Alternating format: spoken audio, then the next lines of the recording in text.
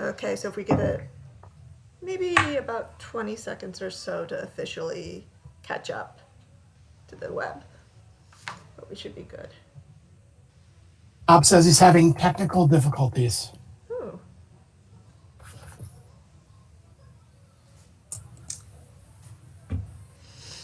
Melanie, it just started live. Okay, Rebecca just confirmed Thank we're you. live. I'd like to call to order the May meeting of the Albany Public Library Board of Trustees. I'm Karen Strong, the board president, and thank you for joining us all virtually when we cannot be together. As usual, we are doing our best to manage with technology, getting better at every month. And thanks to the great assistance of the staff at the Albany Public Library, we're doing better than we would be. And then Melanie's going to say a few words. Melanie Metzger, the assistant director of the library, is going to say a few words about how you can engage in this meeting. Okay, so welcome everybody. We're streaming live, and so what we're doing is we're actually streaming my view from my computer. So it's a little different than if we were streaming directly to everybody. It just cleans this up a little bit. But because of that, I want to just give a couple caveats. First of all, like I said, you're seeing my screen, so you'll always see me very small at the top, but everybody else whoever's speaking will take up the main portion of the screen. If there's any presenting going on with documents, that will also take the main part of the screen. You'll see here that I can toggle to show who is all in attendance. The person listed as unknown is Sarah Dallas, our trustee. But everybody else is listed there. If once in a while we have some chat features, we tend to read off the chats, but I will also toggle over to them so people can read the chats. If you would like to comment on everything, we do have public comment session at the end of the meeting. We will have one at the beginning for those comments that were submitted prior to, but we will have one at the end. If you would like to participate in public comment, we ask that you email us. That email account is being monitored throughout this entire event. And I have kept that email address right here at the top. It's not something you'll be able to click on, but it's actually spelled out for you in case you need to address it. And that's publiccomment@albanypubliclibrary.org. So that is publiccomment at albanypubliclibrary.org, all spelled out. And with that, I am going to turn this over to Karen. Thank you, Melanie. So first up on the agenda is our public comment. Were there any comments received in advance of the meeting? No public comments. Thank you, Rebecca. So next is the consent agenda. We've got two items, just the minutes and the operating budget check register. Does anyone want to remove an item from the consent agenda?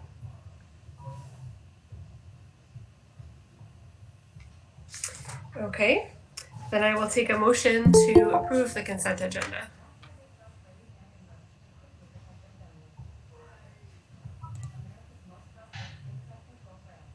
Move. Thanks, Tom. A second? Second. Thanks, Jenna. Sorry, I'm looking for a piece of paper here because I didn't write down the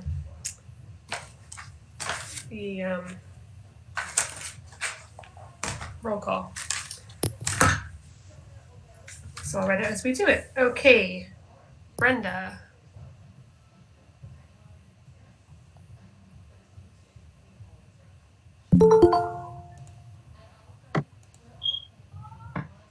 I'm here. Oh, are you voting yes for the consent agenda? Yes, I'm sorry. That's great. Sorry, it wasn't clear. Sarah Shearer. Yes. Jenna. Aye. Alyssa.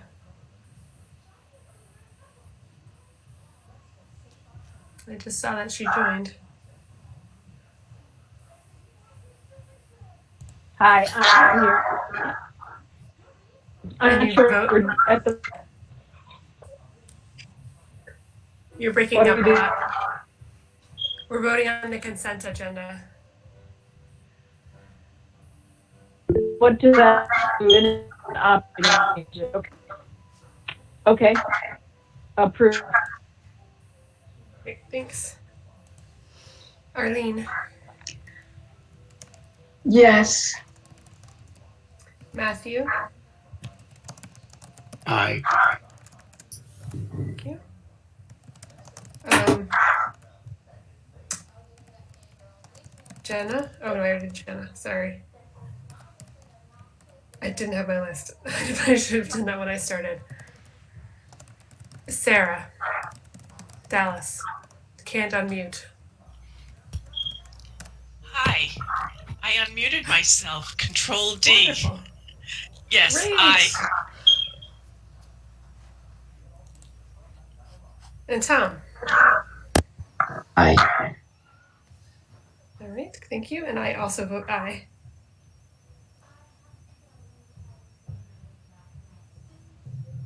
Okay.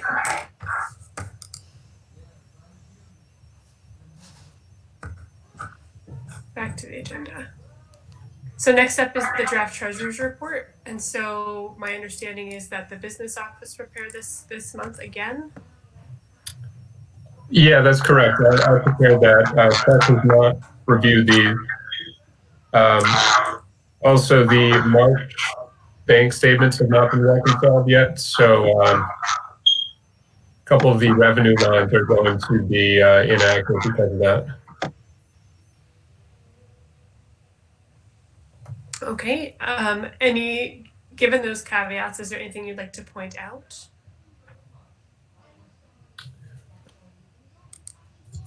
Well, I do just want to point out that the detail of expenditures, that should be pretty much up to date. And as of March 31st, that shows that we're about 48% of the way through the budget, which is right in the range of where we want to be. I think over the next month and a half, we're going to see some lines be a little bit over budget, but I think on the whole, the bottom lines are going to stay relatively in line, and we should stay pretty close to the budget, is my hope for the next month and a half. Okay, and but any questions from trustees? I have a question, Karen. It's Sarah. I think I found one inconsistency between the two treasurer reports, and it's actually not on current month or year to date or money that's actually come in or out. It's the annual budget column, so the first column. I'm seeing different numbers for the administrative and miscellaneous line. In the first treasurer's report, that line has a total of $163,722. And I think the other report is showing that we budgeted $213,000. And I think when I went back to the beginning of the year, we budgeted the $213,000. So just if those could get cross-checked, that would be great. That's correct. Yeah, it's the 213 is the correct number. You know what it is? It's the tax cert payments. That $50,000 isn't factored into the budget on that first treasurer's report. So that's something that I'll just need to reformat the report to reflect that. Thanks for pointing that out. Oh, thank you.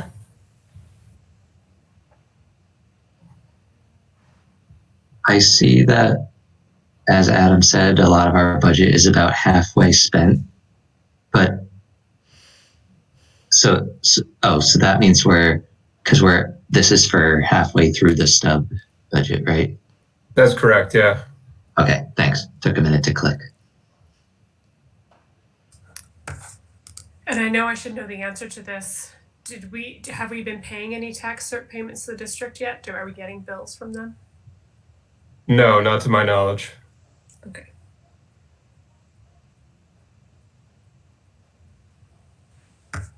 Any other questions about the treasurer's report?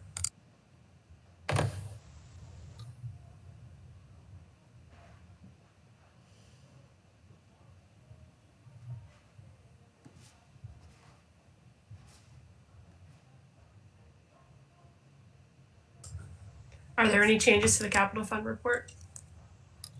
No, that has not changed since last month. Okay. Great. Next up is the director's report. Go ahead, Scott. Capital. You're muted. Capital fund, I think.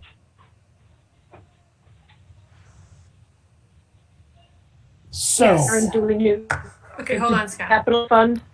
We do, yes, we looked at the capital fund report. There's no changes from last month. Do you have any questions about it? No, that's good. Okay, thank you. so the library's physical locations were closed for the entire month of April, but physical closure did not stop the library from operating. Staff have been providing services through virtual means, like referenced through phone calls and emails. It's also been creating a vast array of online programming.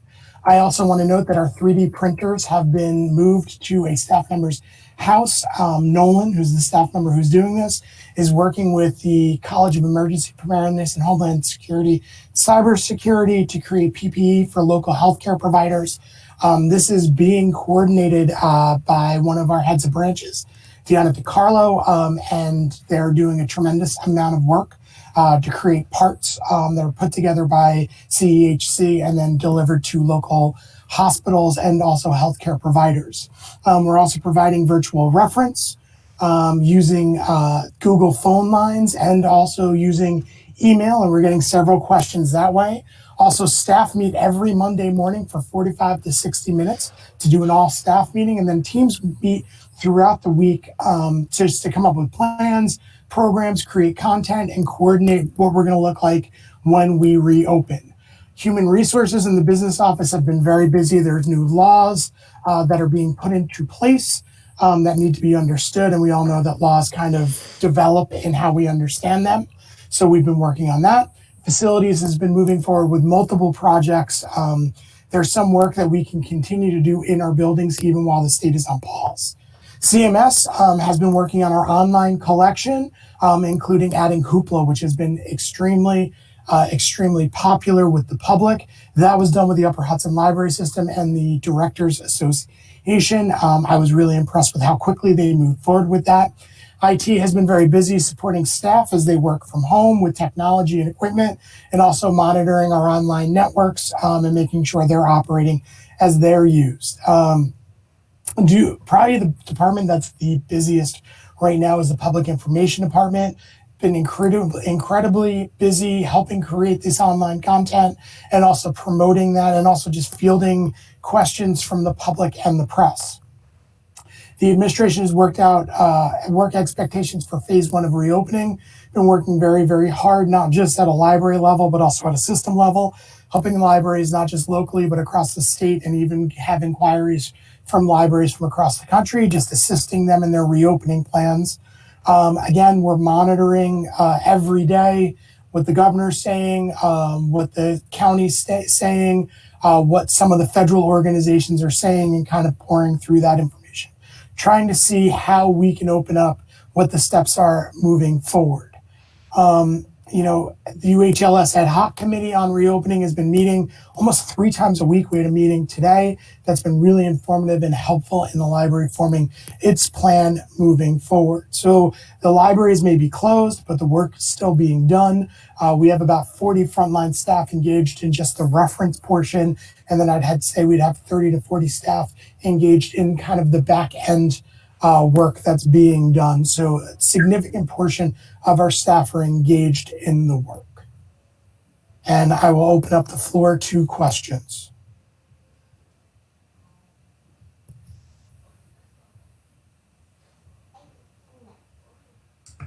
Any questions from trustees?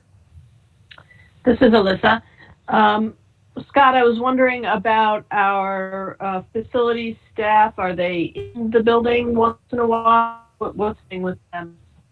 So we have started a schedule last week where we have staff, every staff member is assigned a building and they're to go through that building. So they're now going to be on site. Originally it was Adam, our facilities manager, and I kind of doing almost daily kind of checks of the building. And now that we've seen that there's some garbage and there's some clutter, we've now started assigning all of the facility staff to start coming in, doing some cleaning, doing some flushing of toilets, making sure that the buildings are secure.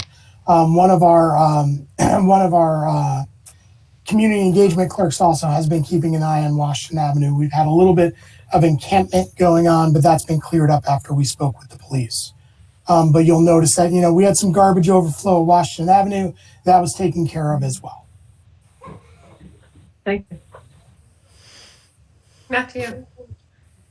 Yes, I was just talking to the high school librarians today, and they're talking about some kind of pass-through search system where kids can be searching our Sora system at school, and if they're not finding what they need, maybe going straight through to their local public library. Is that something that is coming online? Not that I know of right now, but I will definitely reach out to them and get more information on that. And Amy, our community partnership person, I'm sure is talking to them already, but I'll get some more information If on I that. can speak to that a little bit, I know both Amy, our community partners specialist, and Stephanie Anderson, our material selection department head, are both working with the school district. It's not just Albany City School District. Unfortunately, it's the entire BOCES area. So it's a little bit more robust because of that. But we are trying to get something going that will link both catalogs. That's great. And I think they may have actually been talking about Upper Hudson. So that meeting is tomorrow. So I'll pose the same question tomorrow and get back to you. Good. Thank you. So if there are no questions, I want to just touch on stats. Well, we don't know. We didn't. Let's give people a chance. So, are there any other questions? I have a couple questions. What's up, Sarah? So I'm on page 5 of your report. In regard to all of the work orders, I see them in different stages, and that's great. It looks like a lot's getting done. I'm just wondering, kind of in perspective, are those the rest of the work orders that you guys had planned to get done by the end of the stub year, by the end of June? Does that use up the rest of the money in the capital fund? How are we doing on facilities? Because that looks like a really good list at the top of page 5. So we are doing pretty well. I don't know if we'll be able to spend down a lot of the capital funds because even though some of these organizations are, or some of these businesses are no longer on pause, we're waiting for them when it comes to, we're waiting for them. They're kind of booked up and they're doing work elsewhere. So I think we're going to have difficulty closing out the stub year projects. But the work orders aren't necessarily work orders that are set for capital projects. Those work orders are small repairs that are sent in from the staff.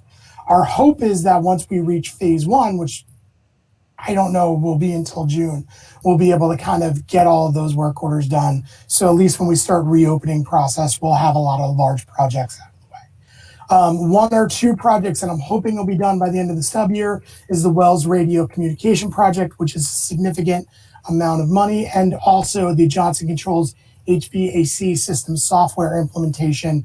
Our hope is to get that work started in June, which we think then we'll spend a significant amount of those capital funds and we'll be closer to our budget.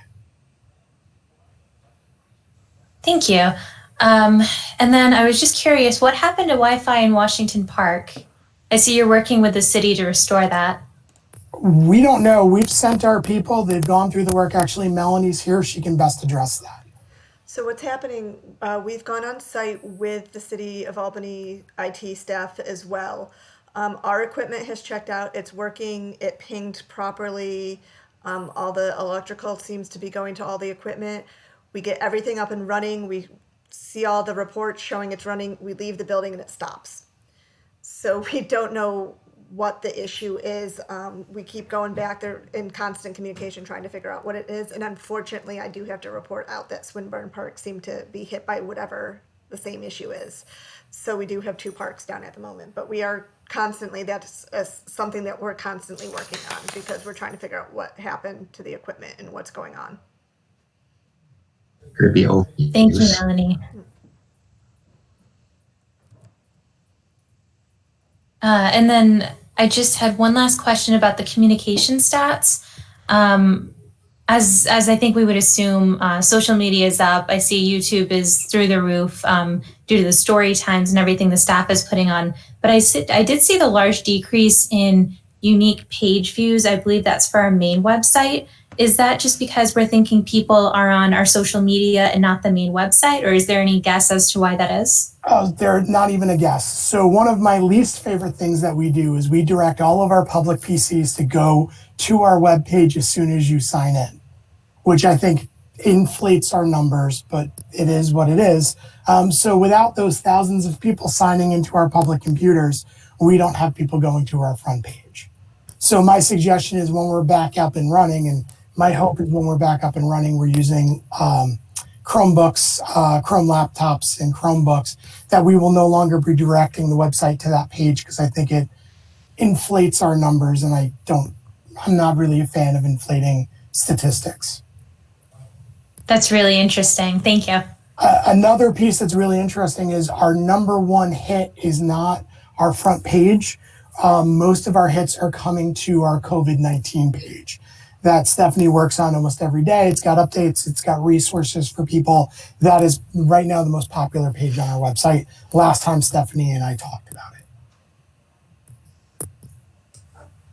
Also interesting. Go ahead, Tom. I saw a mention of it in your report. Are you guys working on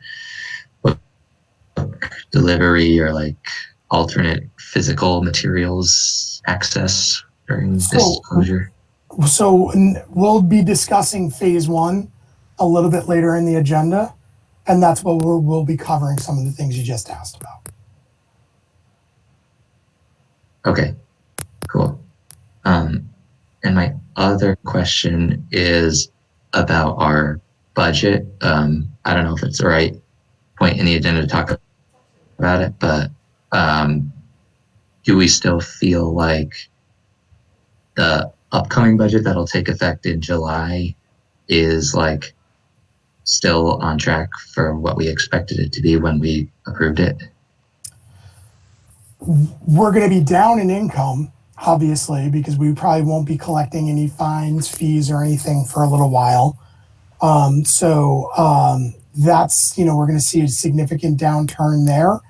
Navigator cards, which has made us money, we won't be doing for a significant amount of time until CDTA starts till we're up, and CDTA is charging for bus routes, which I don't think will be for a considerable amount of time. So we're definitely going to be, we're going to be down anywhere from 5 to 7% when it comes to our 2020-21 budget, depending on, where we're at in 6 months. Rental income will still come in pretty decent. The bikes are still there. ACAP is still there. My concern is twofold, which is tax receipts and what that looks like. I keep reading articles that are making me nervous. Bob says, our attorney says not to worry. However, I am worried because I do worry. And I'm also curious to how much money we'll be getting in pilot payments as well, since some of those projects are kind of, questionable at this point. So I do think we have to wait and see the tax receipts to see if there's any significant crunch for us budget-wise. I think we'll be fine for this year. Obviously, I think we'll be fine for the first 6 months of 2020-21 because that's money that we already kind of have reserved and put away. We might have to start making some significant financial decisions in January after all the tax receipts come in and we have a clearer view of how much money we actually have for 2020-21. Okay. Any other questions?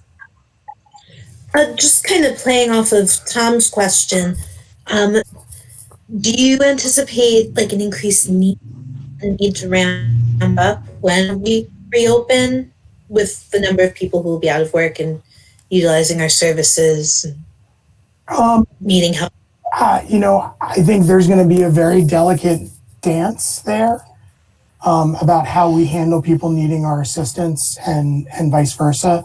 I do think, if everything goes in the right direction and everybody's right, February, this coming February, we're going to have to really do a deep dive into what demand's going to look like, because even if all the things go right in terms of the pandemic, can't believe I'm saying that, then, we're going to have a significant financial downturn, and that's where libraries get really, really busy. And, right now I do not have a crystal ball. And right now my concerns are really about getting us as getting our services online as possible, as safely as possible. And, hopefully there is a huge demand for us that we need to increase services in this, in the spring of 2021.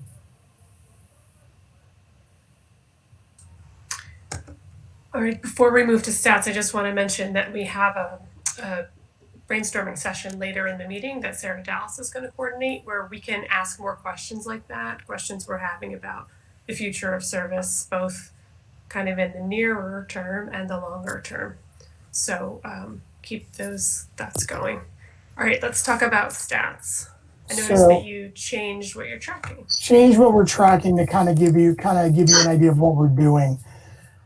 As you can see, almost everything has dropped down considerably.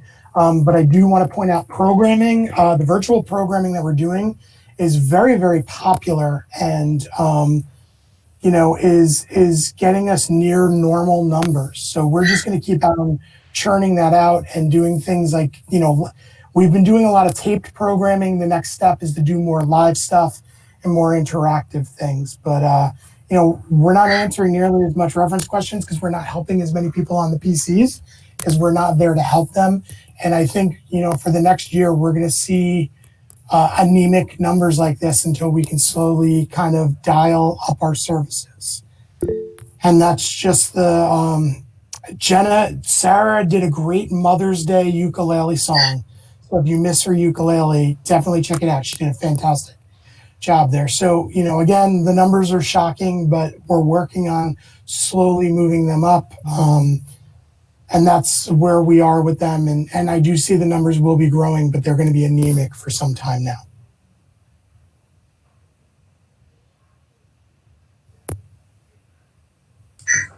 Any questions on stats? All right, and you've got lots of other documents here in your line, Scott. So do you want to present each of these, or? Yes, please, if I could. So, so the first thing I would like to present is a memo that I've created that I sent to the Board of Trustees, but it was first I spoke with the chair of P&G and we had a good discussion about it. I'm just requesting that the Policy and Governance Committee meet. In light of recent events, the Library Administration is requesting a policy committee to create a crisis addendum to the current behavior policy. The language in this addendum would support staff in social distancing and limiting certain services during phases of the reopening process. The administration is concerned with patron expectations and the ability to follow specific protocols for social distancing. As called for in early phases of the continuation plan, the number of individuals allowed in the building will need to be limited. Many services will be provided using an appointment system, and loitering will not be tolerated. This addendum is to support frontline staff and administrators as we move forward and providing much needed resources to the community in a responsible way. These are temporary, and this is something I will stand on my soapbox and yell at the top of my lungs. These are not permanent changes. These are temporary changes as we move through this emergency. The library is still dedicated to providing access to information with as few hurdles as possible. But right now I'll use the ice cream shop in Georgia that after being open for 3 hours had to close because the public were not following social distancing. We need to create rules and put in place expectations of the public so they understand that for the time being, for a short, hopefully only a 6-month period of time, there will be new rules to using the library that will need to be followed, and we will work slowly through time to roll those back because we don't want to live with them forever. Sarah Dallas, I know you had some questions about this.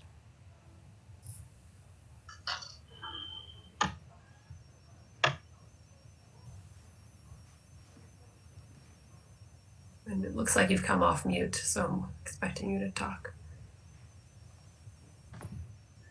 I just wanted to make a comment that, Scott, I am glad that you brought that up, and we do look forward to having a P&G meeting because this is certainly very important. So we do need to have something in place, especially during this time, because I can see a lot of chaos and a lot of issues. I think that if we handle ahead of time, be proactive rather than reactive, I think that'd be much better. Thanks. And Thank this you, is Brenda. Sarah. This is Sarah. And just, are there other policies that we need to look at besides the patron behavior policy that maybe pass a resolution, understanding that they're temporary? So when we meet, we can go through a number of them, both for the staff side of policies and the public side. You don't need to answer it now, but I just want to give you as much help as we can give you rather than addressing this each time. If that makes any sense. You're muted, Scott. We will yes, we will definitely do I'll definitely do a look through of policies this week and see if there are any others that need to be brought up in the policy committee meeting going forward. Thank you. Any other comments on the behavior policy or policies in general? All right.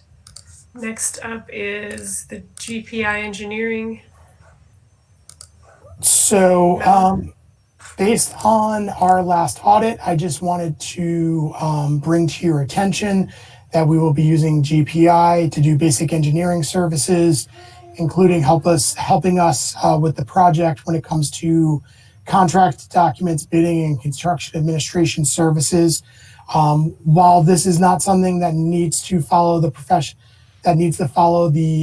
procurement policy, I just wanted to bring it to the board's attention so that you knew the cost of this is below the $20,000. I believe it's at about $11,000. So I just want to clarify that does follow the procurement policy because it's under the amount. So we don't have to prove it. You're just informing us that it's happening. Yes. Thank you. Any questions about the arrangement, the agreement? See some shaking heads. Okay. Great. All right. Next up is Trustee Reporting Out. So we'll just go. We'll go like a roll call if people want to have something to say about how they've been interacting with the library over the past month. We'd love to hear that. So, Brenda, do you have anything to share?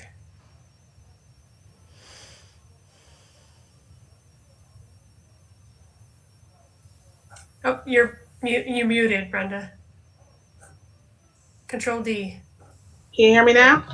Yes. I still get a lot of questions in regards to, is the library open yet? Is it open? Is it open? So I don't know what the breakdown is with that as far as information goes or what the barrier is.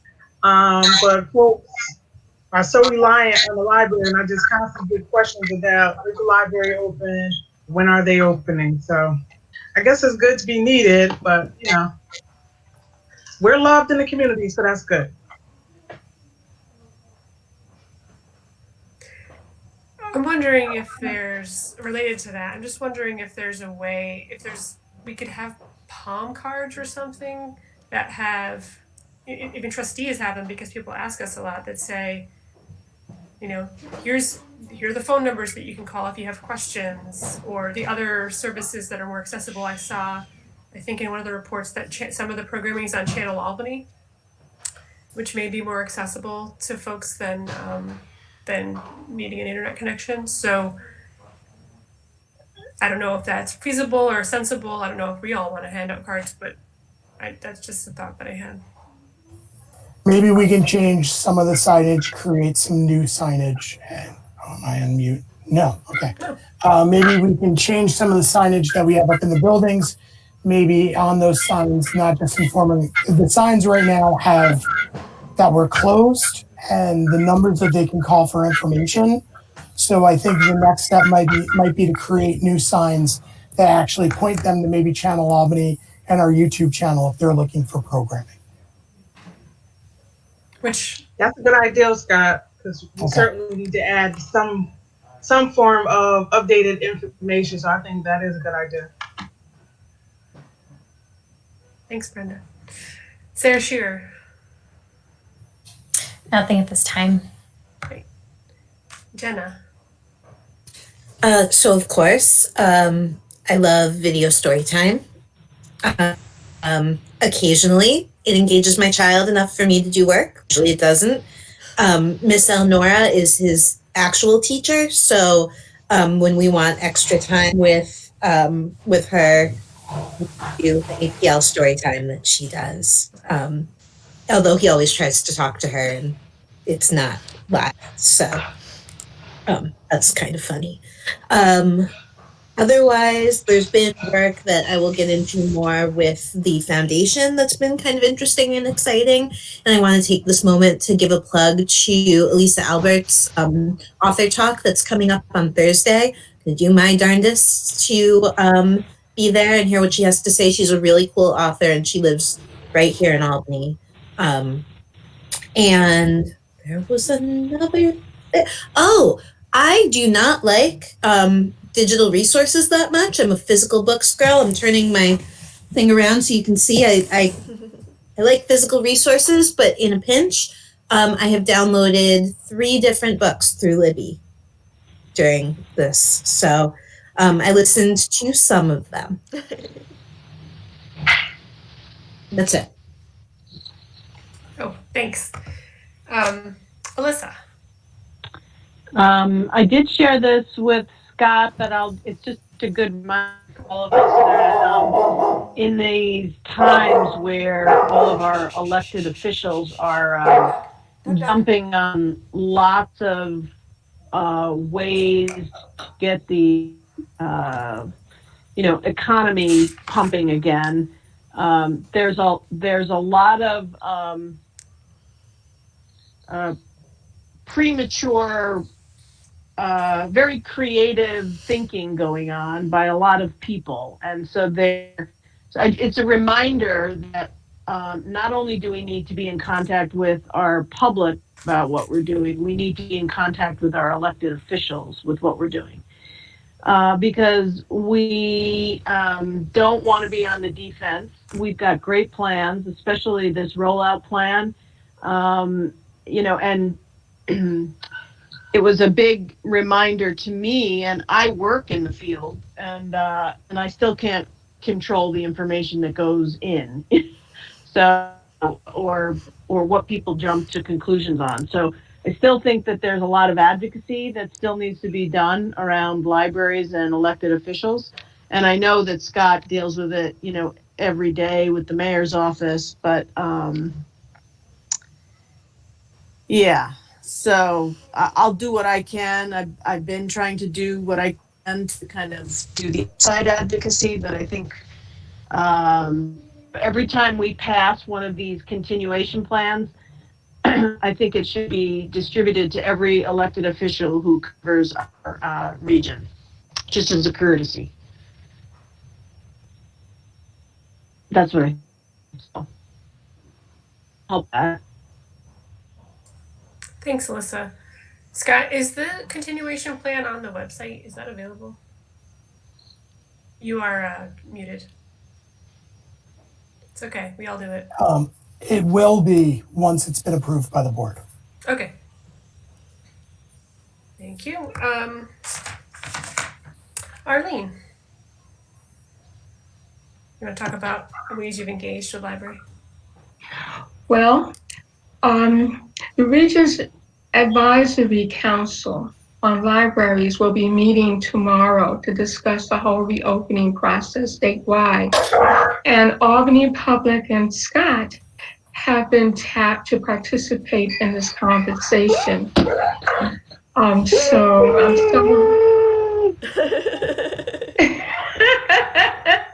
My sentiments exactly. I think, Scott has been doing a stellar job, and it's wonderful that Albany Public is being noticed and will have opportunity to contribute to the statewide conversation about how libraries, can get this done. And I would say one other thing, that the library is missed.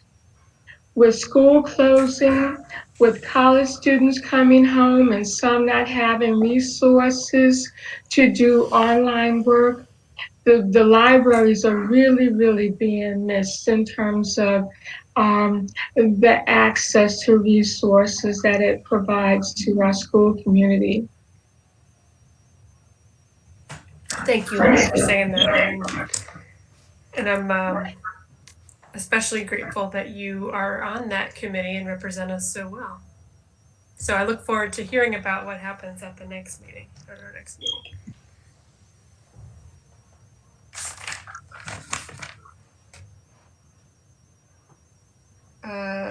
Matthew, did I do Matthew yet?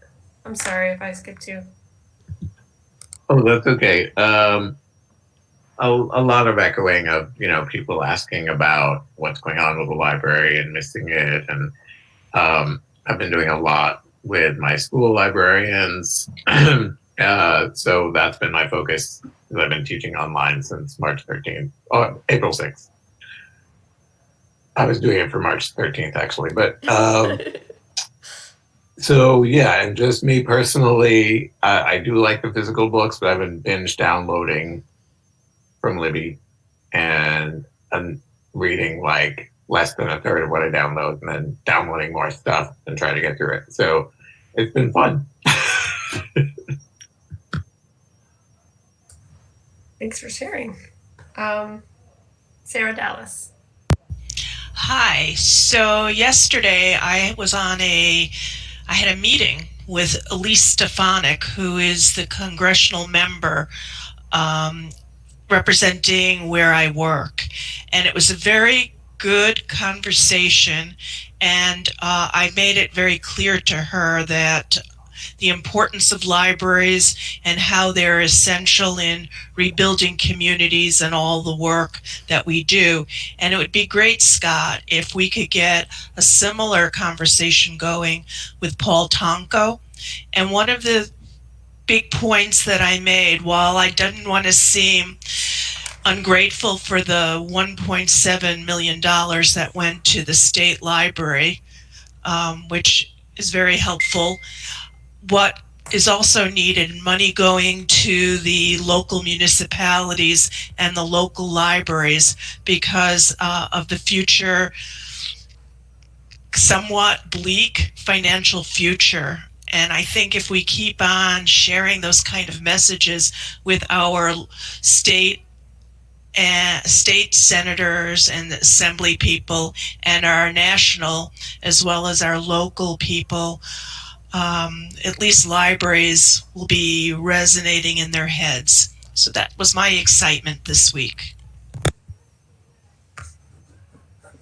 Thanks, Sarah. Another reminder that similar to what Alyssa shared, which is great, how important it is to do that. Tom. Yeah, so I am taking advantage of Hoopla. So thank you to the library for bringing Hoopla into our array of services. And everybody else forgot to mention it, but I, among others, took part in the candidate interest forum that we held last week sometime. And I know a few of you were on there too. And it was a nice event, and hopefully some people were watching. Thanks. Thank you. So I downloaded Hoopla. I haven't actually made it work yet, but I downloaded it, and my daughter's still downloading books like crazy. She got a paperweight for her birthday, so she's reading more books. I also had a little bit of foundation news. On Earth Day, the foundation hosted a day-long marathon reading all day long with local officials and people in the environmental community reading from various works. Alyssa also participated. And it was really fun and a really cool event that they came up with very quickly because things changed so fast. And it was just a very interesting way to engage online and engage with others and some words. I read something that I hadn't read in a long time, and it was really cool. I'm also hearing things from my public about missing the library, and what I hear most often is, when is curbside pickup coming? So I saw that that's in phase 1B, I think, of the plan that we'll hear about in a little bit. But that's something that I'm hearing as well. And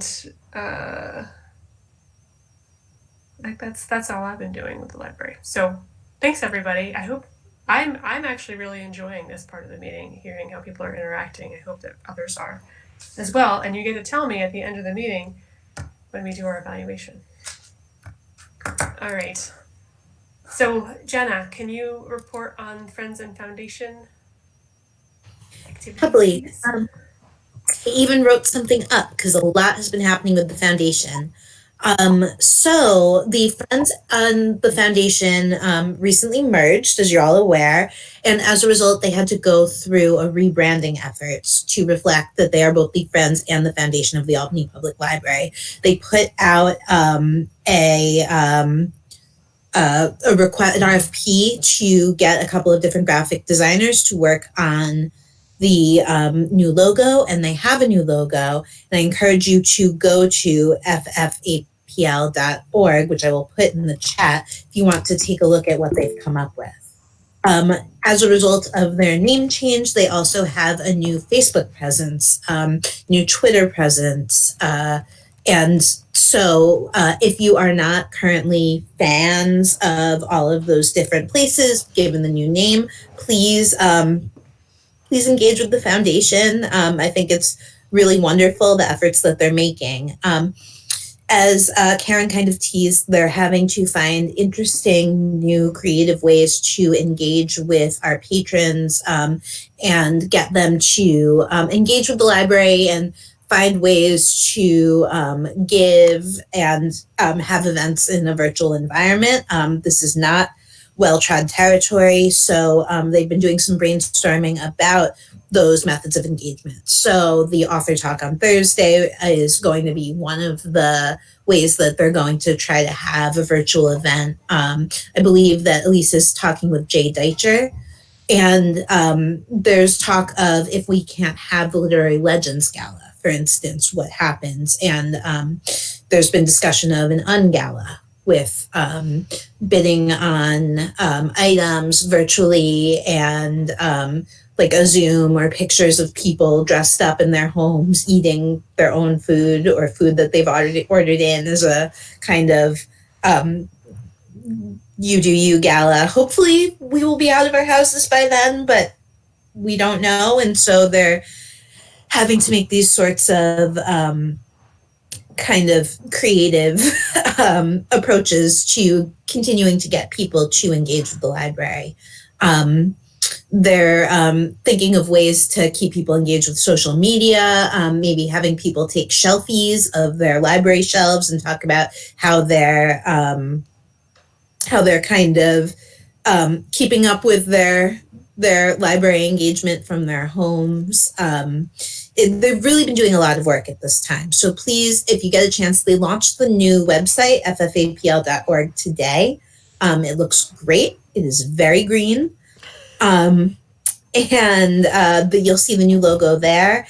Any feedback that you have, I'm sure Lex would be really appreciative of, because they're just working really hard right now.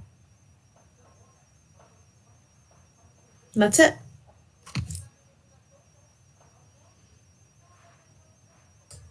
Thank you, Jenna.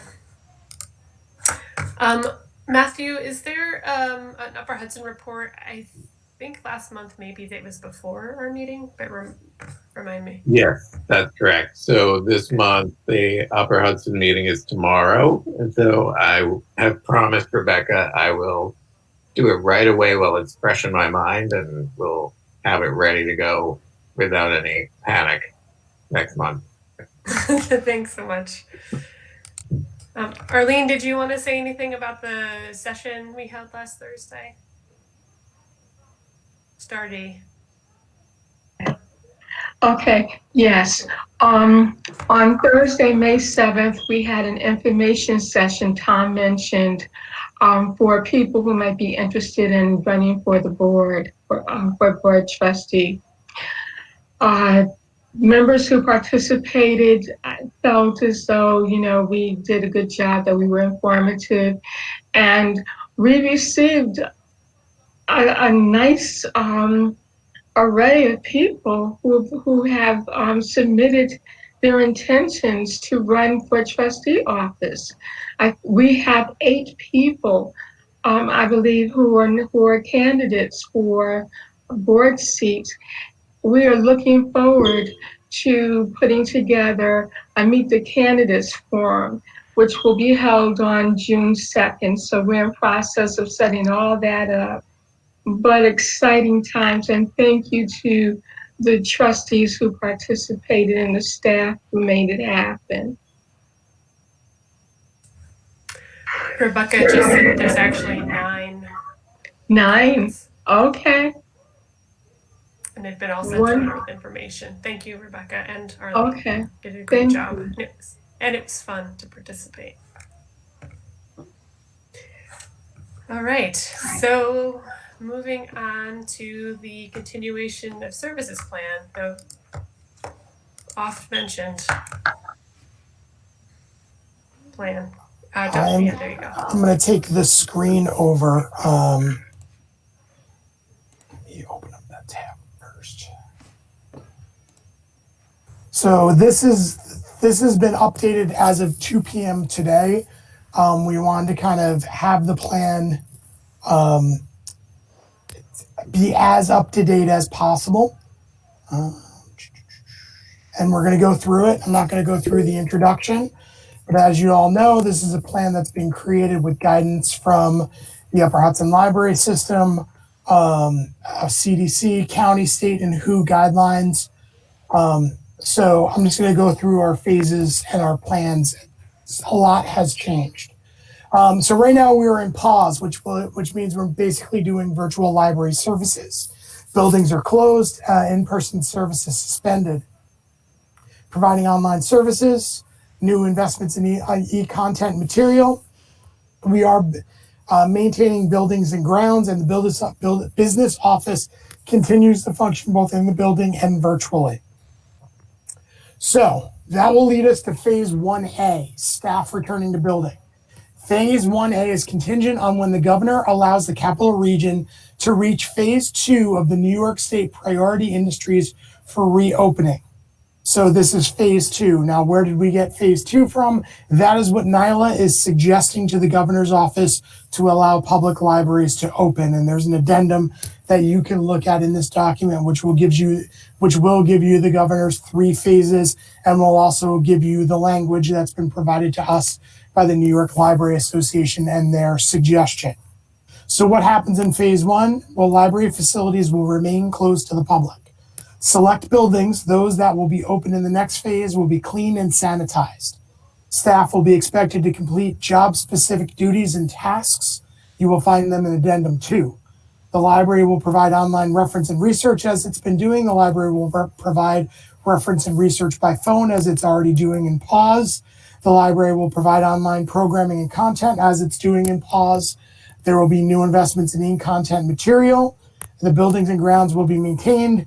The business office continues to function both in the building and virtually. Staff in the buildings will be separated in teams A and B.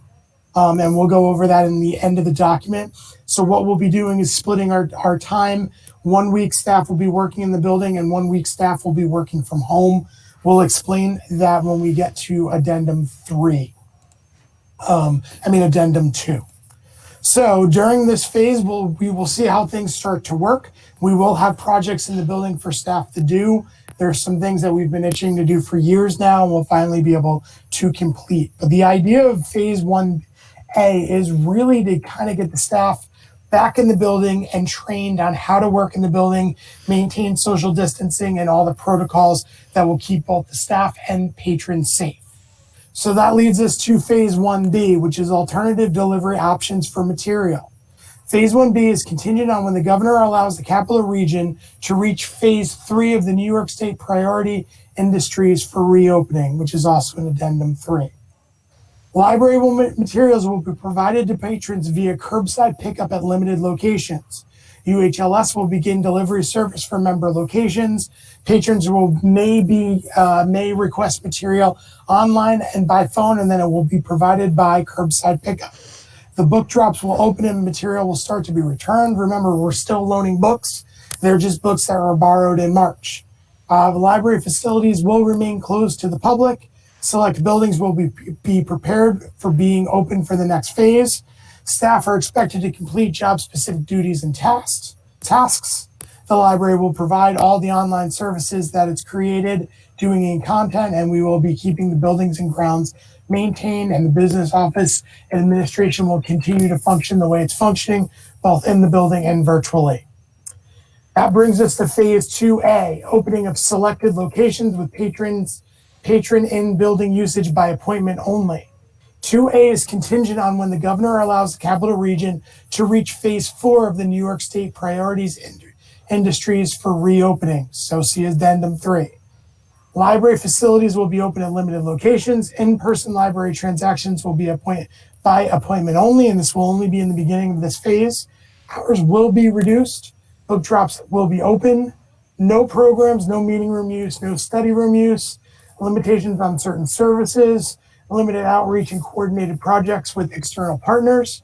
Library materials will still be provided by curbside pickup as well. We'll be using the UHLS delivery system, but that will be limited. We'll be following a protocol so that items will spend some time out of circulation, so that if they do have any viral residuals on them, it will take enough time so that they will die off. Select buildings, those that will be open in the next phase, will be cleaned and sanitized. Staff will be expected to complete job-specific duties. We'll continue to do all the online programming and services that we're doing now, and we'll be continuing to keep the buildings up and the business office up. Then we reach phase 2B, opening of selected locations with strict headcount. Phase 2 is contingent on the library's capability of expanding services. Before it can begin, this phase will be presented by the library administration to the Board of Trustees for their approval. Select library facilities will be open with strict head count of patrons allowed in the building. So basically we'll be moving from appointment to strict head count.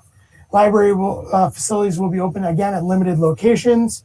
There will be limited hours, no programs, no meeting room use, no study room use, limitations on other services, limited outreach and coordinated projects with external partners. Library materials will still be provided by curbside pickup. So again, while we may be comfortable with allowing patrons in the building, there will be patrons who will be more comfortable because they are still in age groups or health groups that may not be comfortable coming in the buildings. We will still be providing curbside pickup for them, as well as all the online services that we are currently providing. We'll still be investing in e-content material. We'll still be maintaining our buildings and grounds, and the business office and administration will continue to function both in the building and virtually. That brings us to phase 3A, opening of all locations with headcount. 3A is contingent on the library's capability of expanding services. Before it can begin, this phase will be presented to the library administration and the Board of Trustees for approval. What changes here is all locations will be opened. However, we will be doing it with a strict head count. There will still be limited hours, and all of the other protocols that happened in 2B will be followed. That means no meeting room use, no study room use, limitations on certain services, limited outreach and coordinated projects. Library materials will still be provided by curbside pickup. UHLS will do its delivery services, but limited in a way that quarantines material, so we don't have to clean it with damaging chemicals. and all of the other online services will still be provided again. Some patrons will be comfortable coming in the building, others will not. Phase 3B, regular hours resume with headcount. Pretty much all of the things that we covered in phase 3A. However, we will continue to limit the amount of people in the building. And again, this is based on what the CDC and the county will be providing us in terms of how many people are allowed in one building at once, depending on square footage. We will continue all of the online content and services that we're providing. That reaches us to phase 4A, unrestricted regular hours. Patrons will be in the building without a head count. There will still be no in-building programs, no meeting room use, no study room use, but this gets us much closer to the library that we closed in March. Again, even if this is a year out, because of that, we will still be providing all the online services, and we will be still providing curbside pickup for people who are immunocompromised and who may not yet feel comfortable coming in the building. At this point, we get to phase 4B, easing of patron restrictions. Phase 4 is contingent on the library, again, the library's capability of expanding services, and this will be done with the approval of the Board of Trustees. Library programming begins on a limited basis with hard caps for program attendance and the number of programs offered in each building. Programming is open to residents only. This will help us keep those hard caps. Meeting room use is limited to groups of no more than 10 people. We will still not allow study room use. I don't know when study rooms will be open again, but there will still be limitations on certain services, still be limited outreach and coordinated projects with external partners. And again, we will continue to do curbside pickup, and we will continue with all of the online programming to serve everyone in the public who is not necessarily comfortable coming in our buildings yet. Then there will be phase 5, a new normal operations. Phase 5 is contingent on the library's capability to expand services. Before it can begin, this phase will be presented to the library administration, to the Board of Trustees for approval. Again, I want to remind the Board of Trustees, there is a possible second or third wave. So there is a possibility based on what we're hearing from this control room at a county level, where we may need to move from say phase 4B to phase 4A, or 3B to 3A, or even from 3A to 2 again. But the new normal is limited library programming with hard caps for in-person program attendance and the number of programs offered in each building. Meeting room use will also be limited with hard caps for in-person attendance and the number of programs offered in each building. Study room use will be by appointment. We will continue with social distancing of computers and equipment.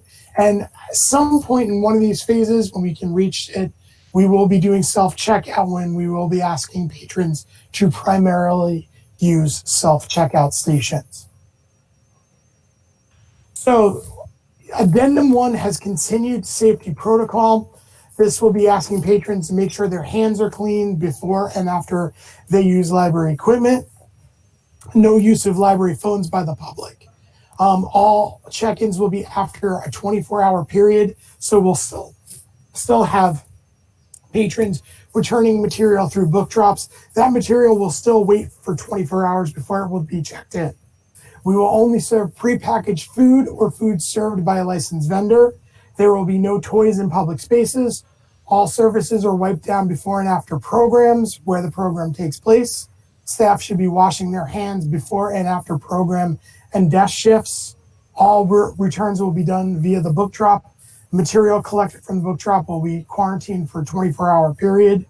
All material received in the book drop should be handled wearing gloves. All return devices will be wiped down using chemicals. We're also looking into UV light.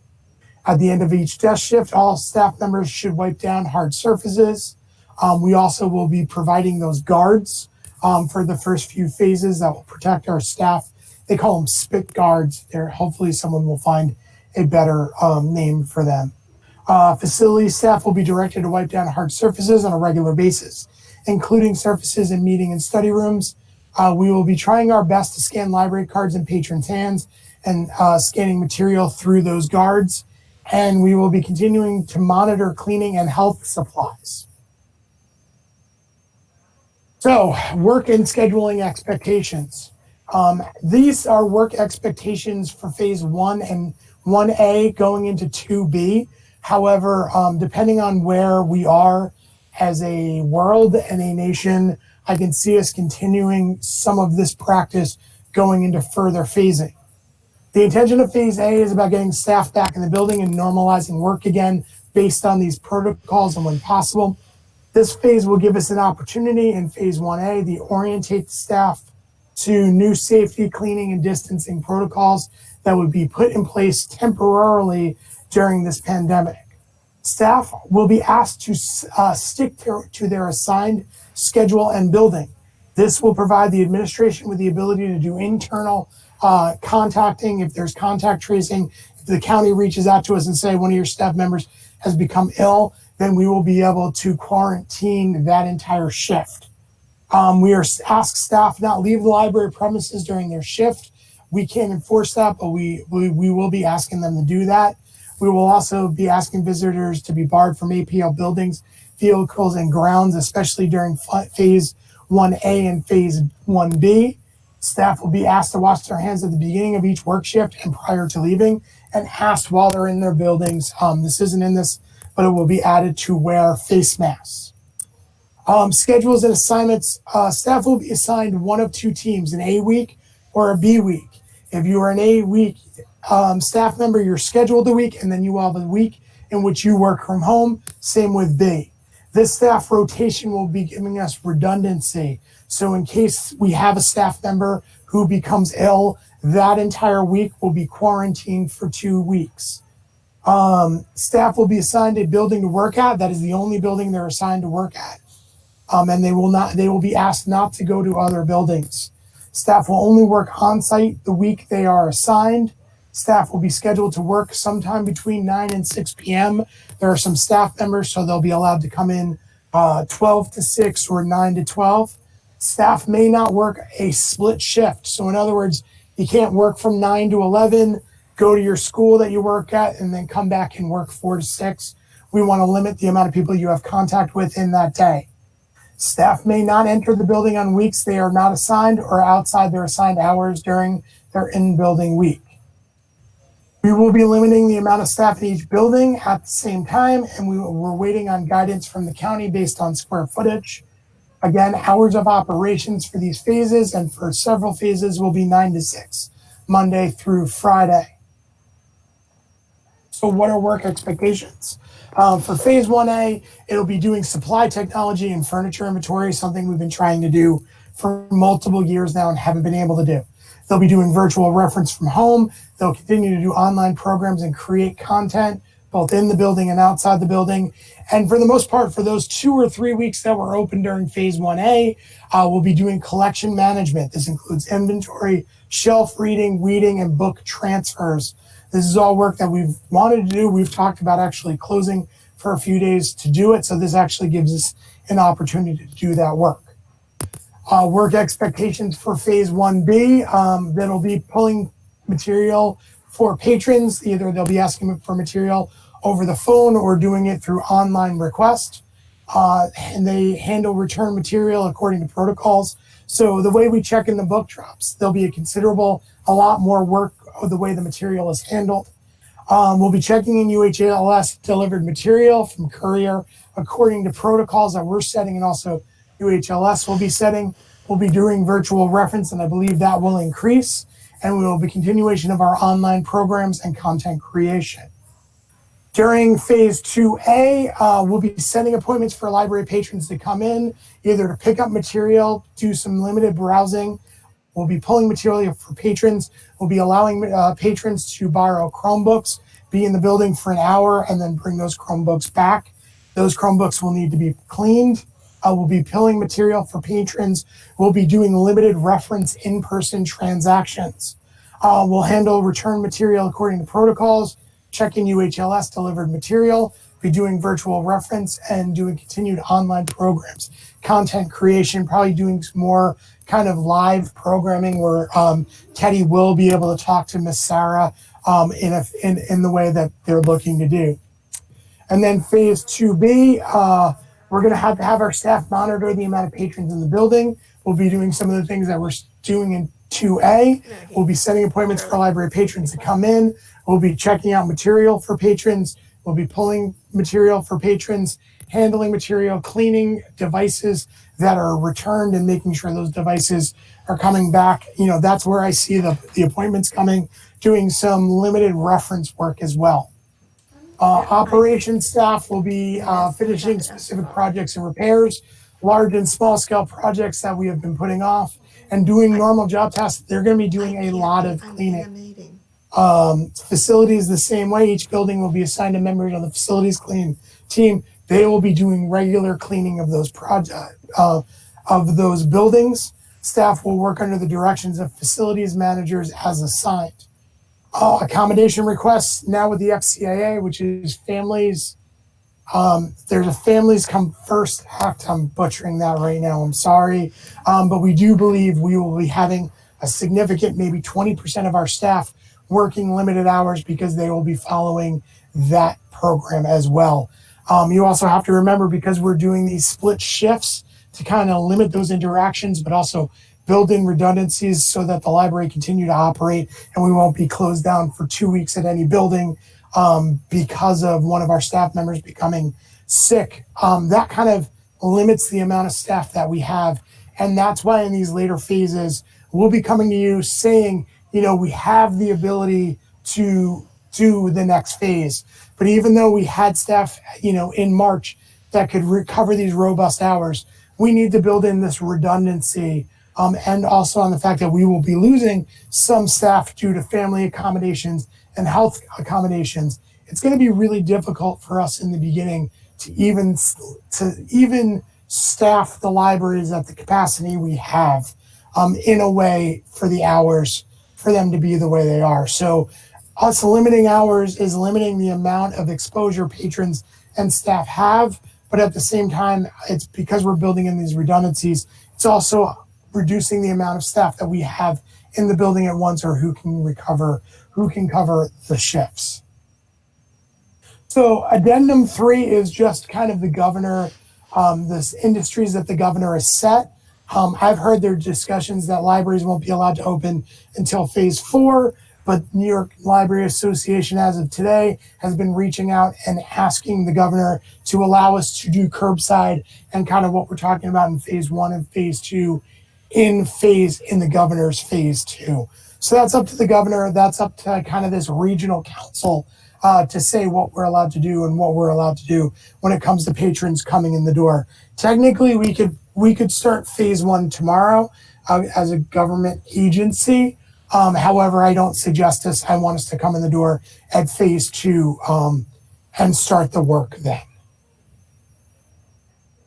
I know this is a fairly complicated plan, but these are the times in which it needs to be a fairly complicated plan in order for it to work and in order for us to keep everyone safe. Thank you, Scott. I want to give trustees an opportunity to ask questions, and we'll go through the list I've been using. So starting with Brenda. No, okay. Sarah. No. Thanks, Brenda. No question. Just thank you, Scott. This was obviously something that took a lot of time and a lot of thought to put this together. It really puts our staff first and everyone's safety and well-being while getting back online as quickly as possible and serving our patrons. So really good job on this to everyone who worked on it. Thank you. Thank you. Jenna? No, I don't think I have any at this time. Thanks. Alyssa? No question. Matthew?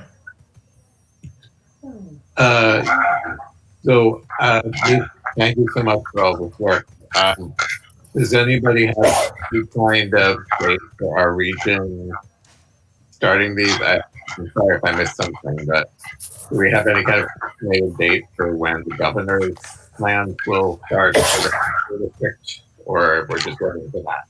We're waiting for that. Magically overnight, the capital region met another metric, but it has, so now I think it's at 6, and now it needs, or 5, and it needs 1 or 2 more metrics in order to be allowed to open. I know that the county executive has been advocating since Albany met as a regional library and regional hospital that we shouldn't be kept to one of those metrics because we are bringing patients in from other regions. And also it's hard to keep one of those metrics because we have so many retirement communities. So I know that our county legislators and our county executive is kind of asking for some considerations when it comes to those 7 kind of things that we need to hit. But as soon as we get to those 7, then we reach phase 1. And the governor has indicated that after phase 1, it's a couple weeks. So I do not have a crystal ball, but I have been saying for some time I didn't think the library would have staff in the building back in the building till June. I'm sticking with that. I really think that we're probably going to look at 1A sometime mid to the end of June. Thank you. Arlene. No questions at this time, just a comment. Thank you, Scott and library staff. You guys are amazing in terms of the comprehensive plan you've developed here and how you have considered everyone. So I really appreciate the work that you did and looking forward to the library coming back fully online. Thank you, Arlene. Sarah Dallas. You're muted if you're speaking. Hi, I think I'm not muted anymore. Am I? Yeah, great. Thanks for the head nod. Scott, you did a wonderful job, and just to let people know that Scott's work is being shared throughout the state as what a plan should look like. I have a question, though, about mandating masks for staff, mandating masks for the public. You mentioned that gloves, but I think masks are important as well. And I don't know, maybe Bob can shed some light on this. This is what's making me pull out my hair. And before you reopen, one of the steps is to have a liability process. And the liability process, as I understand it, and I'm not very knowledgeable about it, is a way to check on staff when they're entering the building, taking temperatures, and a procedure for sending people home if they are sick. You may not have an answer, but I was just wondering how we're addressing that.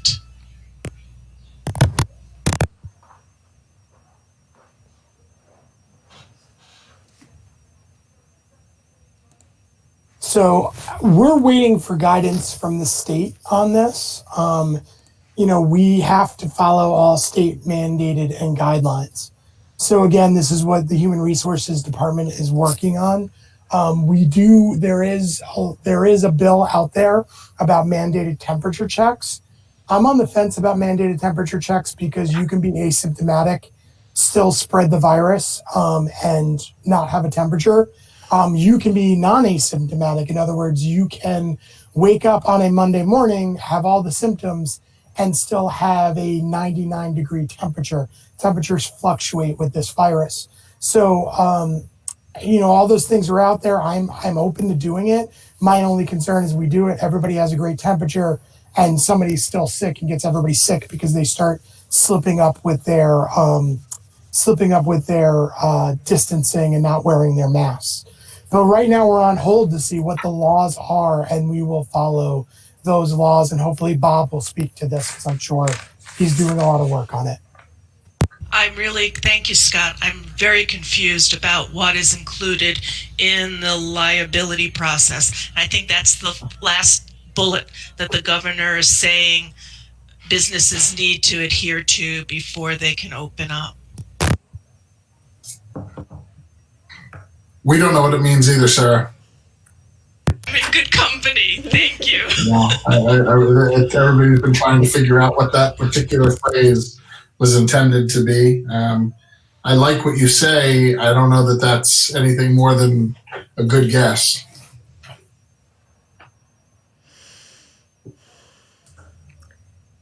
All right, thanks for being on it, everybody. Tom, do you have any questions or comments? No question. Okay, Thanks. thanks. All right, I just want to echo what several trustees have said about this really thorough and amazing report that really puts staff and the patron safety first in trying to accommodate providing services while keeping everybody safe. Well, I'm wondering under, I can't remember what addendum it is, the work expectations section. Have you talked to the union about this yet, and how that might, is that going to be part of the process? It seems like this changes. We are going to reach out to the union, but this was done. So work expectations was worked on as a team. So, and this has been vetted by librarian twos. This actually was shared in an all staff meeting. Staff have seen this. This actually went as a memo out to staff. We have not yet heard anything from the union about this. All right, thanks. So next on the agenda is voting on it. Because it includes closing and opening of the library, we'll probably be voting on this every month. Karen, Yes. I just had a question. Scott, you just mentioned about the union. So are you going to be, did you say you're presenting this to the union? We'll be, once this is voted on, we will be sending it over to the union to have them comment on it, and we will bring it back to the board after that. But pretty much the entire board's the entire union's executive committee has seen this and have not had a comment on it. But we will be sending it over to them officially once it's approved by the board.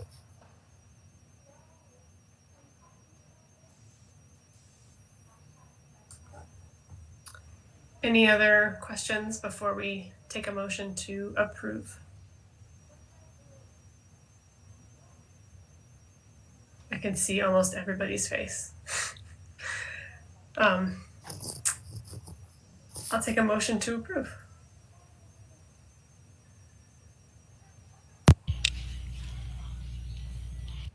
So moved. I move to approve the plan. Jenna, then Sarah.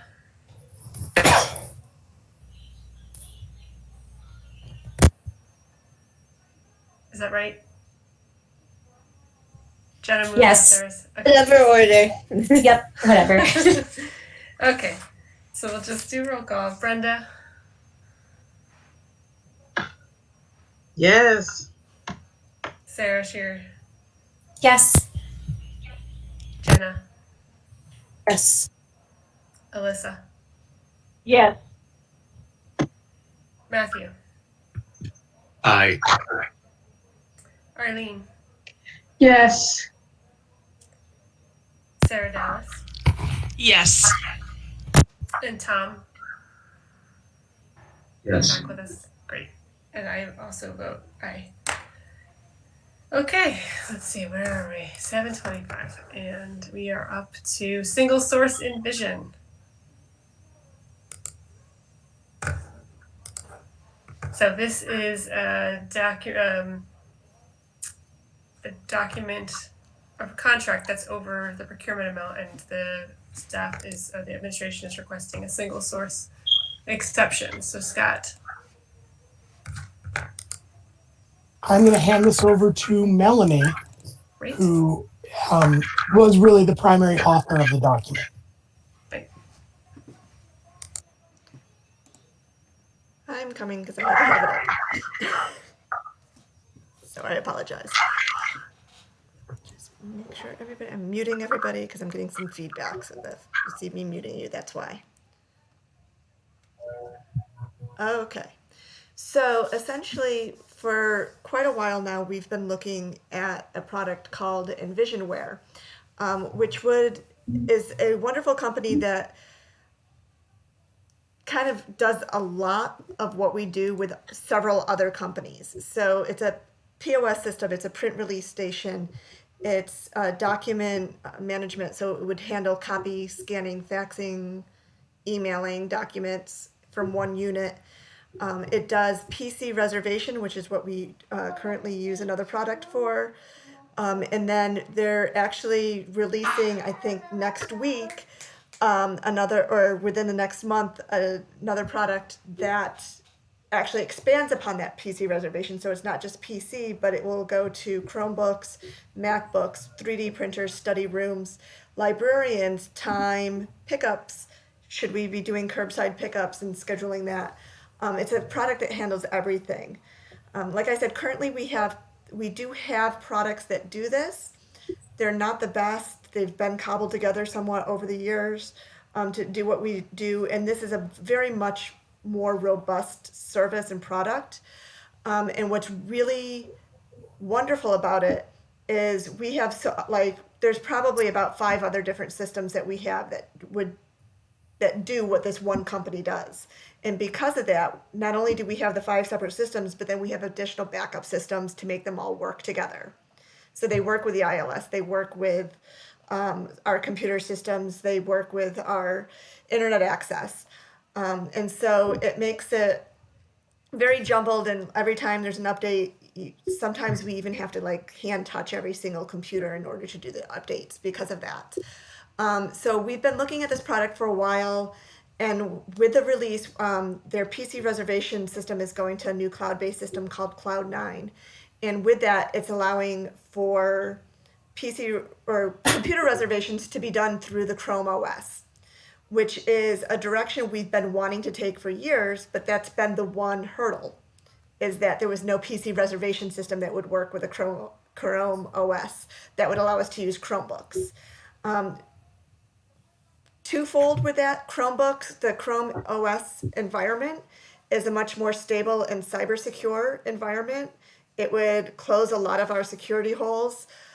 It takes a lot less bandwidth with how they're utilized on our network.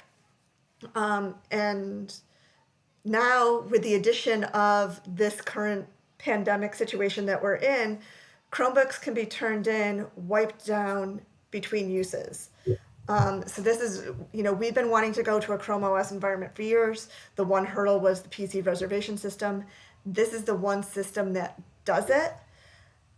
And because they're the one system that does it, getting all of their other products and getting all of our separate little products under one umbrella that all works together, that has one point of service contact and everything, would make it ideal. So and Bob can help speak to this, while the individual products aren't sole source, the fact that what this one company does all together under one umbrella with one point of service, and they are the one product that does the Chrome OS background, would make it sole source for us to go to. And we are asking that we are given the waiver by you guys through the sole source so we can move ahead with this product. And self-checkouts. I forgot to add that they're the ones who do the self-checkout stations as well. Scott, did I cover everything on that? Yeah, I think you did a very good job. Thank you. So let me explain the law behind this, because it may make a little bit more sense. With one around the term sole source, it's a little bit of a misnomer. At the end of the day, what the issue is do we or don't we have to competitively bid a particular purchase? And the controller has said that where there is futility in trying to competitively bid something because there's really only one place to buy it, you can document the need to continue to purchase that process and purchase it without competitive bidding. So this is a little bit complicated because there are many other products that you could purchase to do the things that the library wants to purchase.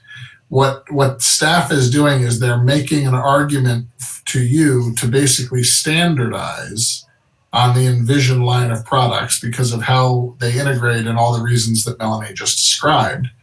And once you've made the decision to standardize on that product because of how it will benefit the library, you then can also give yourself an exemption from competitive bidding because there's no place to purchase the Envision products except directly from Envision. So that's the two-step process that you're doing.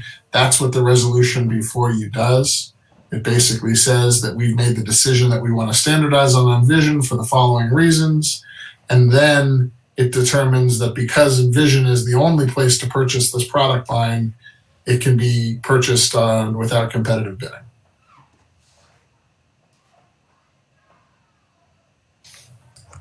Thank you. Does any trustee have any questions about this before you make a motion to approve this resolution? I have a couple questions. Go ahead. So the first question, like you said, Melanie, I know we've talked about this in the past, specifically with self-checkouts and automating a couple other things. Just for clarification, if we move in that direction, I think last time we had this discussion, it wasn't going to, quote unquote, take away any jobs. This was an opportunity to take staff and get them on other assignments and other work that also needs to get done, I believe. So not lessening the staff at all, just redirecting. And I see you shaking your head. Thank you. And then my second question was budgetary. Will this all fall into the IT line of the budget, or does this replace, because it's replacing multiple contracts, is some of it in admin and miscellaneous professional services and we're consolidating, or how is it working from a budgetary perspective? So the vast majority of the budgetary concerns for this will fall under IT. And yes, there's an initial outlay of cost to, get the equipment, to switch over the services, the initial setup and everything like that. But we have been kind of trying to piece together, and like I said, because we have so many different pieces that all have to talk to each other, we're trying to go through systematically in our heads and on paper what this would replace. And we've determined it's going to be about a $20,000 to $30,000 savings per year in annual subscriptions. Yes, I think there's, let me see my notes here. It will be about a $25,000 a year annual maintenance fee for all of the parts together that we're considering. And we're currently outlining about $65,000. So it's more than half savings on that. And I think all of them but one officially falls under IT. There's one that's a contracted service because it's our copiers, and we'll be able to replace. We won't replace all of our copiers because obviously there are some needs for copiers in the library. We'll probably have them at the Washington Avenue location and in the administration offices, but to kind of give a quick overview of their product, it's like a flatbed scanner. It does everything a copier does. So you lay your document down on the scanning bed, it scans it, it prints it to a printer. It can translate, it can email it, it can fax it, all via the one portal. And what I kind of like about it is it's a smart little scanner where I think it's an 11 by 17 scanner bed. And if you lay an 8.5 by 11 sheet of paper complete askew, it straightens it for you. So for anybody, I think from an accessibility standpoint, anybody with gross motor skills issues or fine motor skill issues that have difficulty lining things up directly on a copier, this will correct that for them and provide the extra functionality of translation as well. Well, that's great news on both fronts, functionality and a savings of, roughly 50%, 20, 30,000. So thank you. That's great. Any other questions?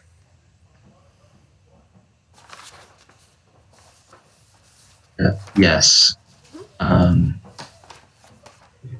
This sounds good. Thank you for researching it, Melanie, and sharing it with us. I don't think I was here the last time we talked about self-checkout. I might have been to the meeting, I think, but I wasn't on the board when it was discussed a little bit. But that sounds like a bigger issue than standardizing our software. And so could we talk about it a little more, and what is this resolution actually committing us to? Because the first line says APL intends to invest and standardize on a library-wide self-checkout system. So I don't want to sign off on something in the middle of a pandemic that commits us to, significantly changing our operations, especially under the guise of standardizing software. Well, most of this plan will just be replacing software for all the things that we already do. So no matter what, we'd be signing off for SAM, which does the PC reservation. We'd be all those contracts are coming due. We'd be signing off on a contract for all the copiers. The self-checkout portion of this, if you look in the continuation of services plan, we definitely are interested in moving to a self-checkout model to reduce the amount of contact between patrons and staff. So, this is something that we've talked about for a few years now. I think it's kind of not the future. I definitely don't think it replaces staff, but I definitely believe this is an option that a lot of people are going to be interested in doing. So I think now is the time to start investing in it, because it definitely fits multiple phases of our continuation of services plan. So I think we should have been moving to self-checkout for a while now. I think now, because of this pandemic, it's even more important. So this just gives us the ability to move forward with that plan and do it with software that we're going to be purchasing anyway to take over some of the controls for some of the other things that we need to improve. And I just want to kind of add to that. I know there's a concern that, self-checkout means replacement of staff or, whatnot. I've actually, in my previous positions, have worked in facilities that have self-checkout stations, and I can guarantee you they do not replace staff. People still like that personal interaction, so they'll still have the ability to go to the desk and check out. It's just another option should they feel that they don't want that personal interaction. And it's, I kind of liken it to grocery stores, although some people might argue this point that the grocery stores are using it to replace staff. But if you ever go to a grocery store, yes, there's self-checkouts, but there's also 4 other lines of regular checkout. So in my experience, having worked in facilities that have self-checkouts, it's definitely not a replacement of staff. In fact, a lot of times, and I worked in one location where even though people use the self-checkouts, they always wanted, hey, I have a question, something popped up here, can you help me? And there was still an interaction with staff. So there is that side of things as well. I think not. I think it won't reduce staff immediately, but over time, it certainly could. But even more than that, I would say my concern is about the human connection. I think a lot of people go to the library as an outing, and just to get out of the house, walk around, and talk to somebody. And Tom, that option will remain. So I'm kind of the opposite. I kind of like going, grab my stuff, head out the door. So all we're doing is providing an option for the 2 groups of people. And I stand behind that circulation desk and I see the 2 different types of people and sometimes the issues that they can create. So you have someone who wants to talk to the staff and the staff wants to talk to the person, but you have the person behind them who's in a rush. I don't think this replaces staff at all. I know 2 libraries one that I've been the director of, one I was the assistant director of, that had self-checkout, still has self-checkout. They never reduced the amount of staff. All it did was just create one more kind of avenue so that someone can get something checked out really quick and head out the door. Scott, can I just jump in for a second? I think this is a wonderful idea to have self-checkout. You know how I'm a nut about privacy, and having a self-checkout station really allows people who want to be reading things or viewing things and not want any judgment, and it's their privacy. So I like that for the privacy aspect. Okay. Thank you. And so then specifically, what is this resolution committing us to? Like, is this in addition to acknowledging that we want to standardize our stuff, is this also like an authorization to purchase machinery, printers, self-checkout machines, whatever?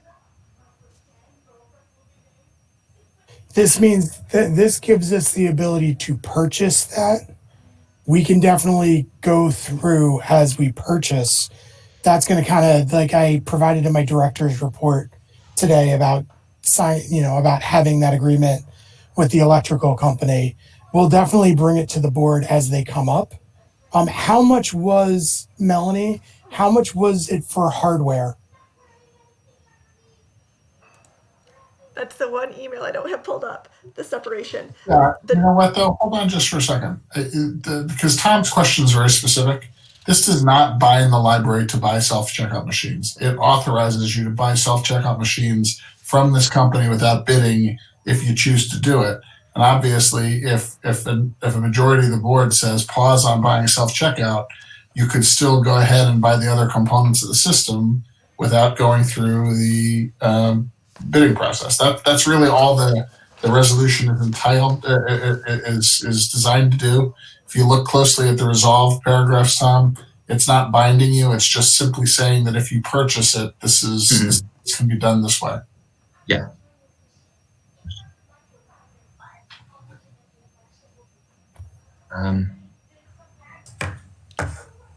Okay. Thank you. So, given that, I want to move toward resolution, but I want the staff to know what they can do once this is signed. So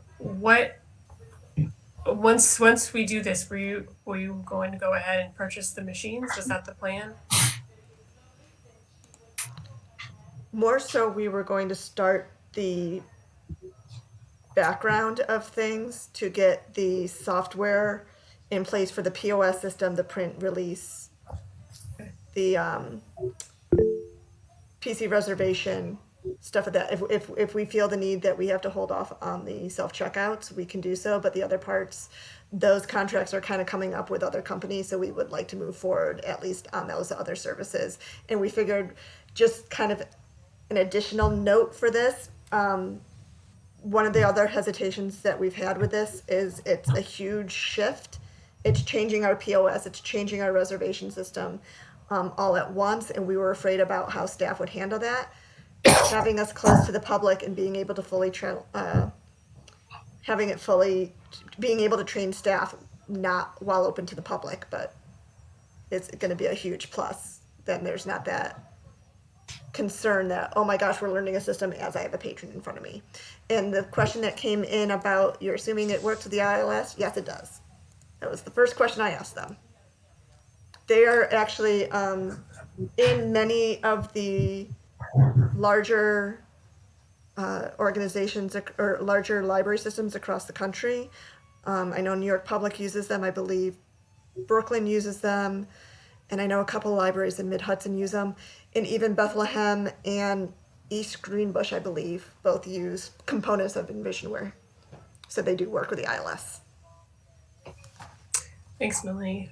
What I was getting at is I wanted to have a resolution to approve this, and then I wanted to know if the staff need to know now about self-checkout, or we can wait till next month to kind of test the board's temperature on that.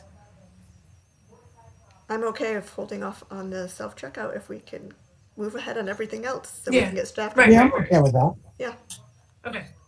All right. And then maybe there's some additional questions that other trustees have about that we can ask of staff, and we can talk about it next month. Okay. So given that, can I have a motion to approve this? Oh, I'm going to read the resolution because I have one. So I'm going to read the resolved part. Now, therefore, it is hereby resolved that the Albany Public Library Board of Trustees declares, finding it in the library's best interest, that the library will standardize on the Envisionware Incorporated self-checkout, self-service print, scan, fax, and enterprise payment system and its branches, and be it further resolved that Envisionware Incorporated system and its components shall be specified as the only acceptable system and components in the criteria for bids and requests for proposals relating to the current and future purchases relating to the self-checkout, self-service print,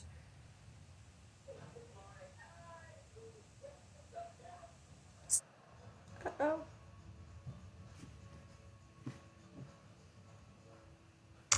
so I need a motion to approve that. I make a motion. Thank make you, a motion.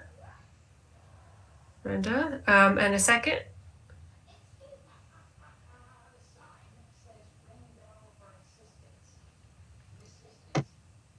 I second. Thank you, Arlene. And we'll go through our list for roll call. Brenda? Yes. Sarah Shearer? Yes. Jenna? Yes. Alyssa? Yes. Matthew? Aye. Arlene? Yes. Sarah Dallas? Are you muted, Sarah? Yes, and yes. Thanks. And Tom? Yes. Okay, and I also vote yes. Thanks, everybody. Okay, last on the agenda, I had wanted Sarah Dallas to do a little brainstorming about future library service. But I don't know about you.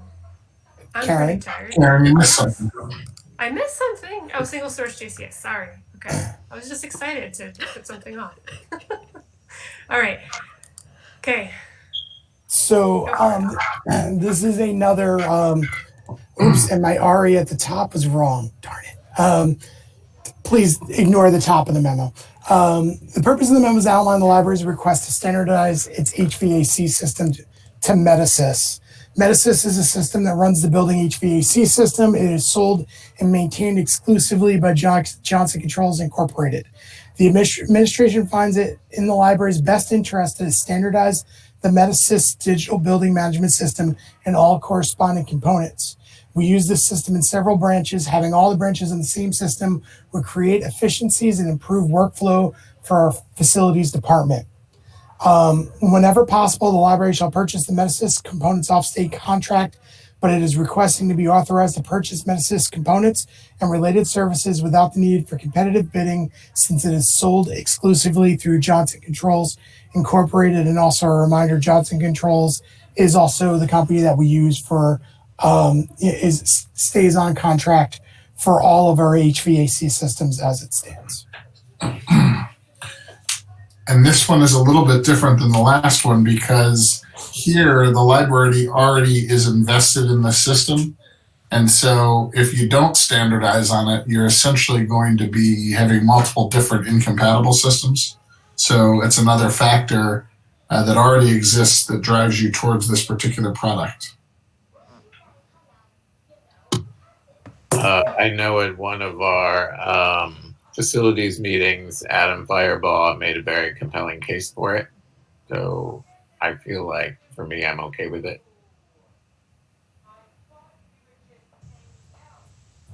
Yeah, I think this makes a lot of sense. My only question is finances. I know the memo isn't explicitly saying that we need to purchase anything right now. So I guess my question is just, are we doing this now for when we need something? Is there a capital improvement that's coming up? Sarah, good question. This is one of our capital projects. So one of those capital projects I said that we're hoping to get done before the end of June. This is one of them. And JCI has been working on our buildings as it is the last month. So this would be something that they would fit in. Perfect. Thank you. Any other questions from trustees?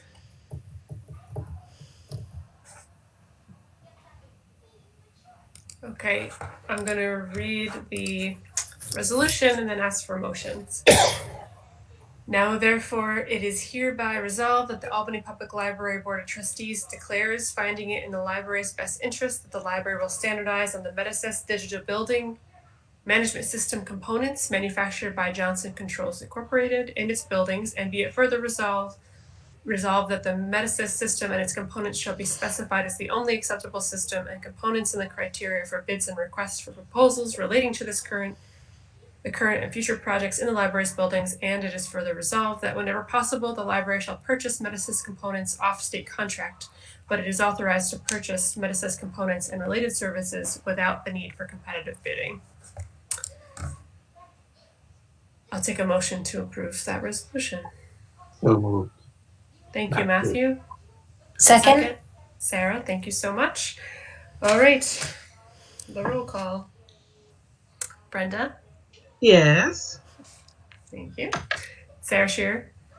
Yes. Jenna? Aye. She said yes. Alyssa? Yes. Matthew? Aye. Arlene? Yes. Sarah Dallas? Yes. And Tom? Yes. All right, and I also vote yes. Thanks, everybody.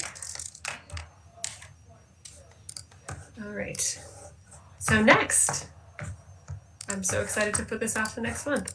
What I wanted to do, and I asked Sarah Dallas to help with this because she's raised some questions for me between the meetings, is have her facilitate a conversation about questions that we have about the future of the library and the service happening during these pause and phase elements and then beyond. You know, what some of the things are coming up for us. And you have already asked a lot of questions about that, obviously. But I want to dig a little deeper into that. But it is not a good idea to brainstorm when you're tired. And if you're like me, you're tired. So let's do that next month, and maybe we'll try to do that earlier in the meeting as well, when there's a little bit more energy. Okay. And thanks to Sarah Dallas so much for offering to facilitate that. So now, one last item, which is the quarterly meeting evaluation. And I put it on Google Docs. So I'm going to I want to put the link in the chat, but I don't want it to be publicly available. Is that going to work, Melanie?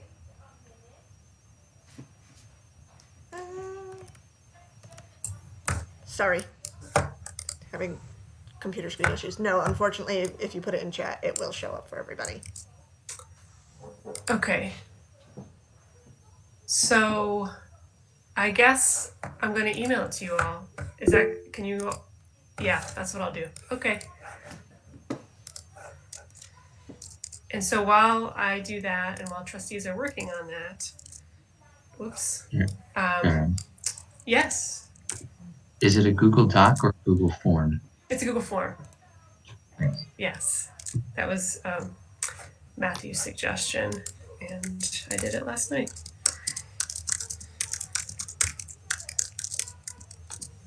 So while we're getting that ready, Melanie and Rebecca, have any comments come in during the meeting? No public comments.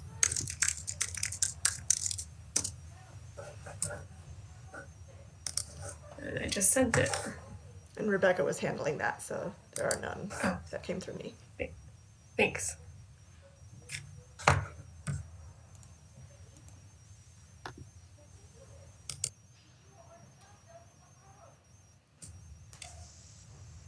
while you're waiting, you can stand up, you can stretch your arms, like move your neck.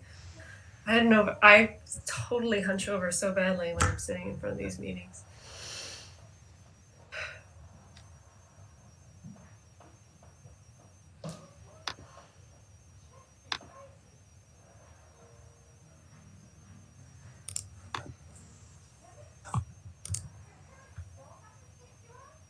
Has the email come through?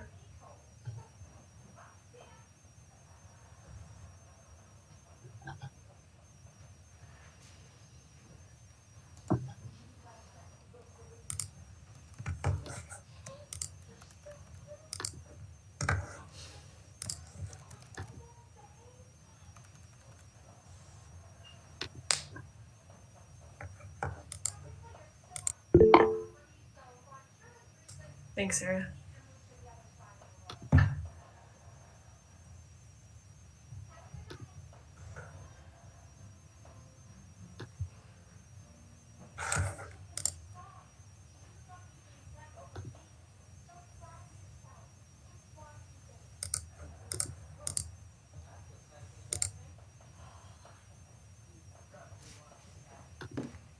Where's your brother? Hey, Karen, I have a question. Yeah. Something, I know it's been so easy to lose track of time lately, but I realized as we're going through the whole candidate and nomination process, we had discussed possibly moving the executive director's evaluation up prior to possible new trustees coming on the board. Would that take place in June, or what's the timeline for that? Because I believe new trustees would come on in July. Yeah. So, Jenna, do you want to talk about that? Sure. So we actually have a personnel meeting coming up. I believe tomorrow. Life is a tapestry right now, but very soon. Yes, tomorrow. Where this will be addressed, because we do want to get rolling on ED evaluations. Scott looks so happy right now. Thank you. No, it's good. Thanks for bringing it up, Sarah.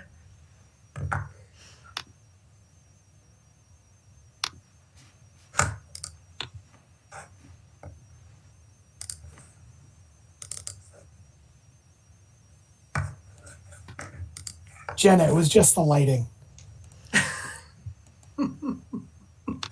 I know. I know you like having them done quickly.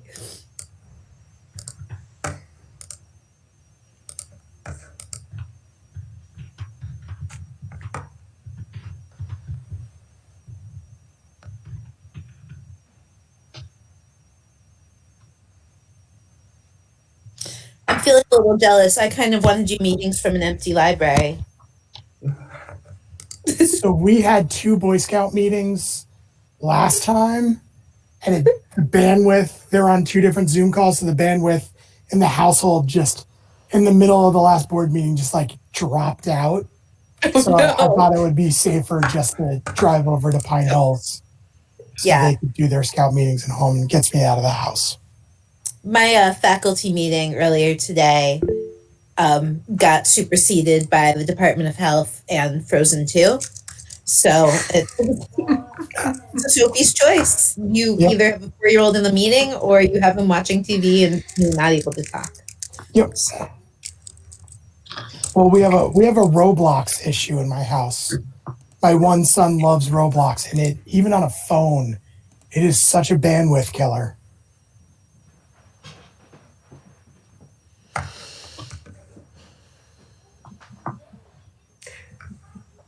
I have a new network system in my house that prioritizes my computer.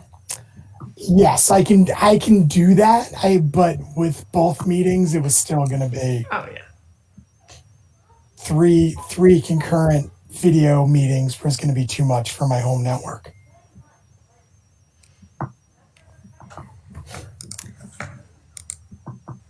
So I can see your responses coming in. Thank you for the 3 of you who have gotten it done already.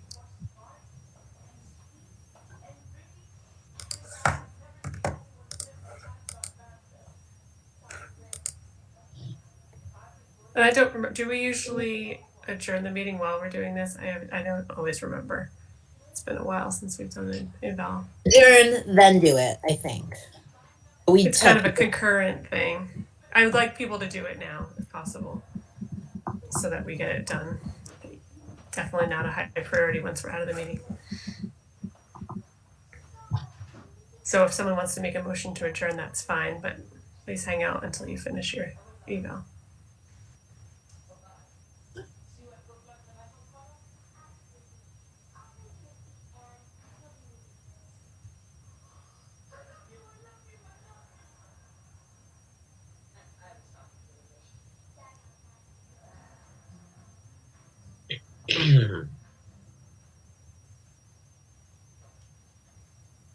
Matthew, does that mean you want to make the motion?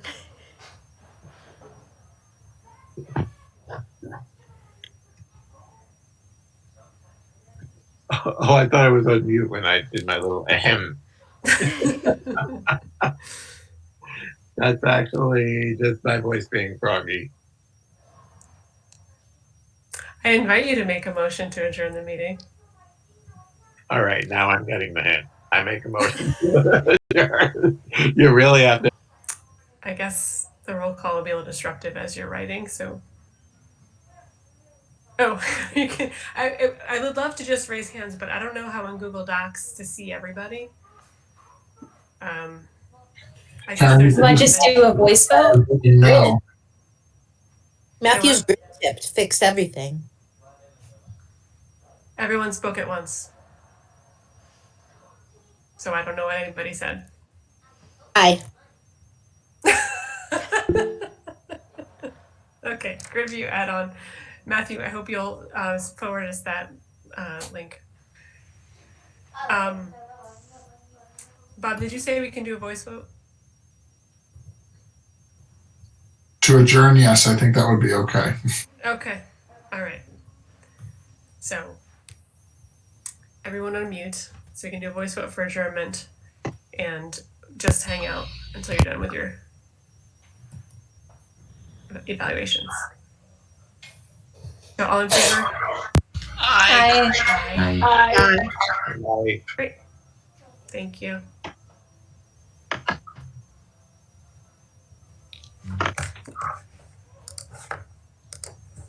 Probably still want to ask if anybody opposed.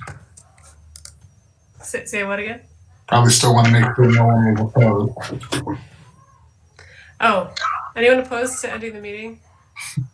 Speak now.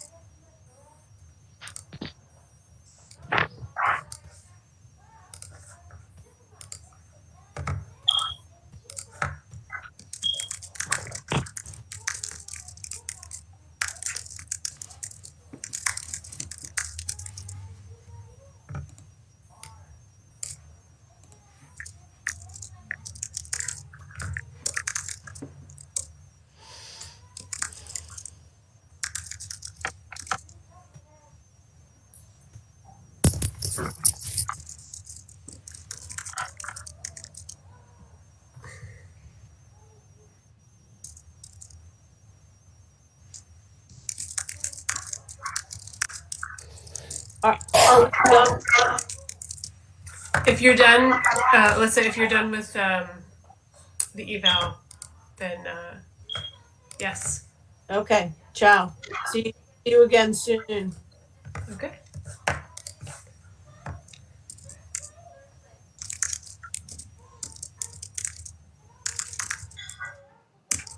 Bye, everyone. Okay, there's. Thanks, Scott. Have a good night. Since you adjourned and it looks like the feed caught up, I'm ending the feed now. But the meeting will still run.